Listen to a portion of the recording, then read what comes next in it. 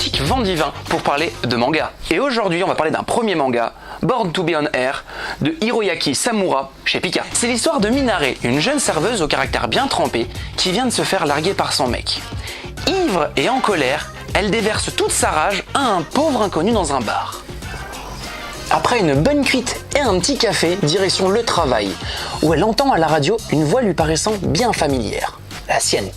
En entendant sa propre voix à la radio déversant toute sa rage envers son ancien petit copain, elle décide sans plus attendre de quitter son travail, direction la radio, pour s'expliquer avec le responsable de tout ça. Après une explication où elle apprend qu'elle a donné totalement ivre son autorisation au responsable de la radio, ce dernier lui propose tout simplement de continuer de parler de son ressenti vis-à-vis de son ancien petit copain au micro. Son intervention au micro marqua le début d'une brillante carrière parsemée d'embûches. On lit avec le sourire cette histoire qui est aussi folle que son héroïne. Rigolo, léger et agréable à lire, avec une héroïne tarée mais réaliste.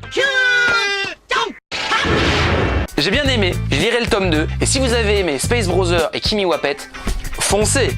Et maintenant on parle de Immortal Hounds, un manga de Ryo Yosahashi, aux éditions Kiun. Dans un monde où l'immortalité, c'est la normalité. Exemple, vous avez un bras cassé, vous chopez un petit rhume, on vous tire une balle dans la tête, miracle, vous êtes guéri.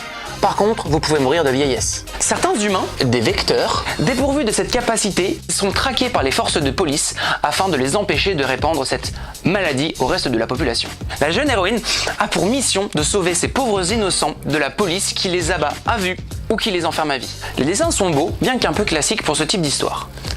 Une histoire et un concept original, bien que l'explication pour faire comprendre le principe de perte d'immortalité un petit peu tiré par les cheveux. Je reste intentionnellement vague pour ne pas dévoiler l'intrigue du manga. Si c'est votre premier seinen action-combat, foncez. Si vous avez déjà lu d'autres seinen avant, passez votre chemin, vous allez trouver ça fade. Et pour finir, nous allons parler de Secret Feeling de Yukimu Yoshimori aux éditions Soleil. Yu est une jeune lycéenne pétillante et démonstrative qui est secrètement amoureuse d'un de ses camarades de classe. Pour se rapprocher de ce jeune homme si mystérieux, elle l'observe en cachette. Elle saute sur l'occasion de lui parler lorsqu'elle découvre son affection pour un petit chat errant qui deviendra leur premier point commun. Très classique dans le style shoujo, on a ici un manga qui est agréable à lire et dont les sentiments amoureux ne restent malheureusement pas longtemps secrets. Si on est une experte en shoujo, on peut passer son tour. Sympatoche, mais pas original. En revanche, si tu débutes dans ce style d'histoire, c'est un bon point de départ. Si cette vidéo vous a plu, n'hésitez pas à la partager, à vous abonner à la chaîne, à liker la page Facebook et à venir découvrir mon autre chaîne YouTube.